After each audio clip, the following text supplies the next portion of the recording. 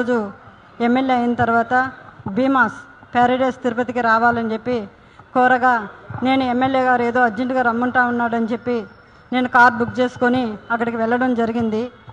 Room number 109 July 6వ తారీఖు రోజు నేను అక్కడికి వెళ్ళడం జరిగింది. అక్కడ ఎవరూ లేదు, ప్రశాంతంగా ఉండింది. ఎమ్మెల్యే గారు మాత్రమే రూమ్లో ఉన్నారు.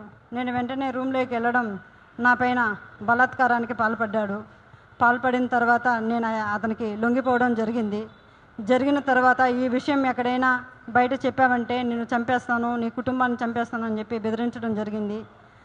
అందువల్ల నేను ఎవరికి చెప్పుకోకుండా నేను సైలెంట్గా ఉండిపోయాను. మళ్ళీ ఇంకొకసారి ఫోన్ చేసి నువ్వు కానీ రాలేదంటే నేను మళ్ళీ నీ కుటుంబాన్ని, నీ భర్తని చంపేస్తానని చెప్పి నన్ను బెదిరించడం జరిగింది. బెదిరించడం ద్వారా నేను మళ్ళీ అక్కడికి భీమాస్ ప్యారడైస్కి వెళ్ళడం జరిగింది. వెళ్ళిన తర్వాత నేను పూర్తిగా ఆయన్ని అవాయిడ్ చేస్తూ వచ్చాను. నేను అవాయిడ్ చేశానని తెలుసుకున్న అతను నాకు పదే సైకోలాగా నిమిషానికి ఒకసారి ఫోన్ చేయడం జరిగింది.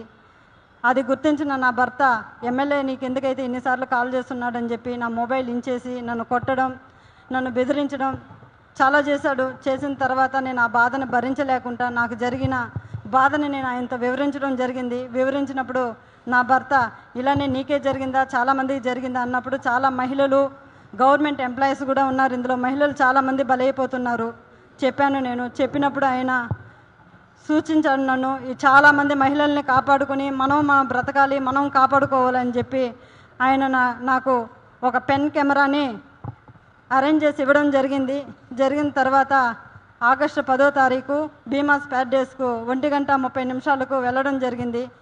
అక్కడ జరిగిన కామ క్రీడలను నేను రికార్డ్ చేసుకొని తీసుకొచ్చి నా భర్తకి ఇవ్వడం జరిగింది.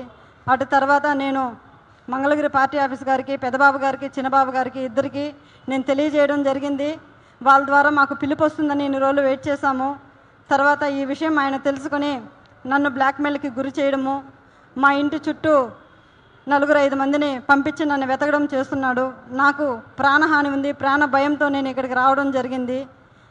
అంతేకాకుండా ఇలాంటి చీడ పురుగులు తెలుగుదేశం పార్టీలో ఉన్న రోజులు తెలుగుదేశం పార్టీకి మంచి పేరు రాదని చెప్పి బాబు గారికి తెలియజేస్తున్నాను. అయ్యా బాబుగారు, నేనేదో తెలుగుదేశం పార్టీని కించపరచాలని చెప్పి నేను ఇక్కడికి రాలేదు. అతని వల్ల నాకు ప్రాణహాని ఉంది, నన్ను నేను కాపాడుకోవాలని చెప్పి నేను ఇక్కడికి రావడం జరిగింది. ఇతన్ని కానీ మీరు వెంటనే సస్పెండ్ కానీ చేయలేదంటే నాలాంటి అమ్మాయిలు చాలామంది మహిళలు శీలాన్ని కోల్పోయి బయట రాలేకుండా కుంగిపోతూ ఉన్నారు.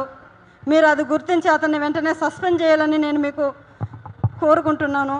అంతేగాక మీరు కానీ సస్పెండ్ చేయలేదు, నేను, నా భర్త, నా పిల్లలు ఆత్మహత్య చేసుకొని చనిపోతాము మంగళగిరి పార్టీ ఆఫీస్ ఎదురుగా అని చెప్పి నేను మిమ్మల్ని కోరుకుంటున్నాను. శరణు మహాప్రభు చంద్రబాబు నాయుడు గారు, మాకు మీరే దిక్కు శరణు బాబు అని కోరుకుంటున్నాను.